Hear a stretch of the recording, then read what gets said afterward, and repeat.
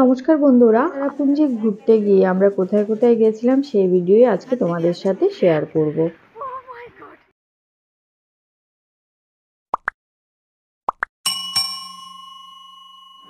তো good morning, destination হচ্ছে আমাদের মসমাই কেভ।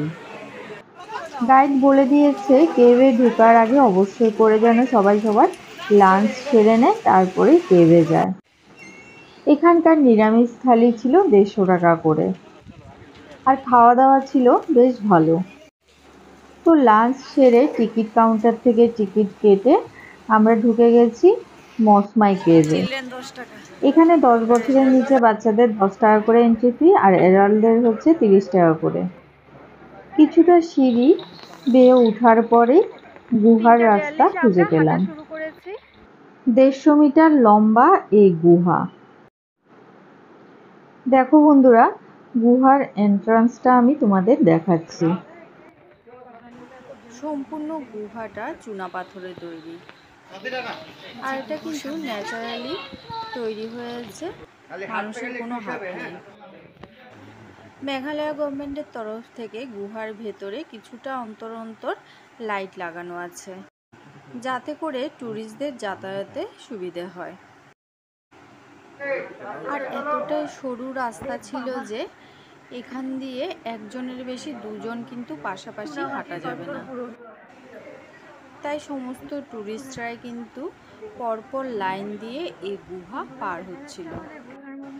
গাইড কিন্তু আমাদের আগে থেকে ইনস্ট্রাকশন দিয়ে দিয়েছে, যারা হার্টের পেশেন্ট কিংবা একটুখানি ব্রিদিং প্রবলেম হয় ওনারা এই গুহাতে না যাওয়াই ভালো, কারণ এই গুহার ভেতরে অক্সিজেনের লেভেলটা অনেকটা কম। আর হবে নাই বা কেন, গুহার ভেতরে কোনো প্রকার আলো বাতাস কিন্তু প্রবেশ করতে পারে না। আর সচরাচর এরকম অন্ধকার একটা জায়গা দিয়ে হেঁটে যাওয়ার সময় আমাদের সবারই শ্বাসরুদ্ধ অবস্থা লাগে। দেখো মাঝে মাঝে কিন্তু আবার লাইট নেই, অন্ধকার এই জায়গায় মোবাইলের ফ্ল্যাশ লাইট জ্বালিয়ে চলতে হচ্ছে। বাচ্চাদের কিন্তু এই গুহার ভেতর দিয়ে যাতায়াতে বেশ সুবিধা, তবে একটুখানি লম্বা আর মোটা মানুষদেরই পাস হতে কষ্ট হয়। আর মাঝে মাঝে গুহার ভিতরে ট্যাপ ট্যাপ করে জল পড়ছে, তবে পাথরগুলো কিন্তু মোটেই পিচ্ছিল নয়, একটুখানি পাথরগুলোকে ধরে ধরে সাবধানে মাথা নিচু করে পাস করলে অনায়াসে চলে যাওয়া যায়। তবে গুহার ভেতরে কিছুটা জায়গা আছে, সেখানে পাথরের উপরে বসে সাপোর্ট নিয়ে কিন্তু তোমাদের ক্রস করতে হবে। তাহলে চলো বন্ধুরা, আমার সাথে তোমরা গুহার ভেতরটা সম্পূর্ণ দেখে নাও।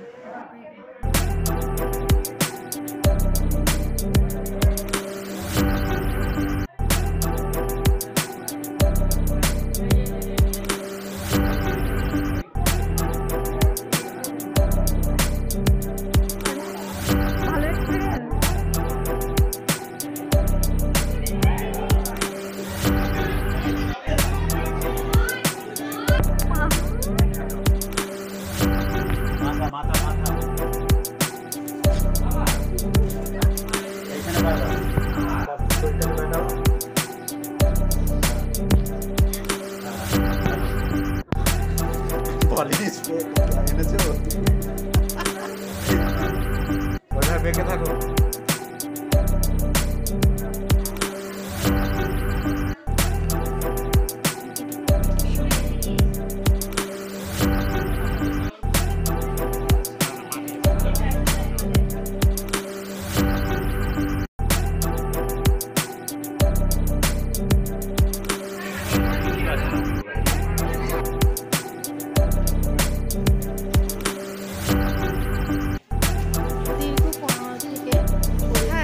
রাস্তা অতিক্রম করার পরে আমরা গুহার এক্সিট পয়েন্টে পৌঁছে গেলাম।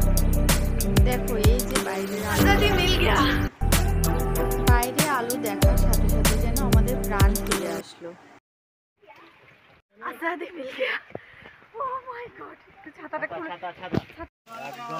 এই যে আমরা বেরিয়েছি কেভ থেকে। কেমন লেগেছে রিক? গুহা থেকে ভেতরে অ্যাডভেঞ্চারাস পুরো।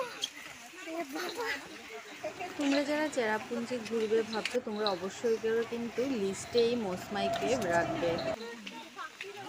গুহা থেকে বেরিয়ে এবার আমরা আস্তে আস্তে আবার সে গাড়ির দিকে রওনা হচ্ছি। 1 ঘন্টা টাইম দিয়েছিল দুপুরে লাঞ্চ আর কেভ ঘুরে দেখার জন্য। ভীষণ মজা হয়েছে। ভেতরে 1.5 মিটার মতো রাস্তা, পুরো চুনো পাথরে তৈরি করা এই গুহা। ভীষণ ভীষণ ভালো লেগেছে। তোমরা অবশ্যই একবার আসলে এই কেভ দেখে যাবে। ঝড়ো বৃষ্টি এর মধ্যে দিয়ে আমরা কিন্তু শিলং ঘুরে দেখছি, চেরাপুঞ্জি। এখানে শিলংয়ের ট্রেডিশনাল ড্রেস পরে ছবি তোলার কি আছে, 150 টাকা করে, 100-150। চলো দেখি।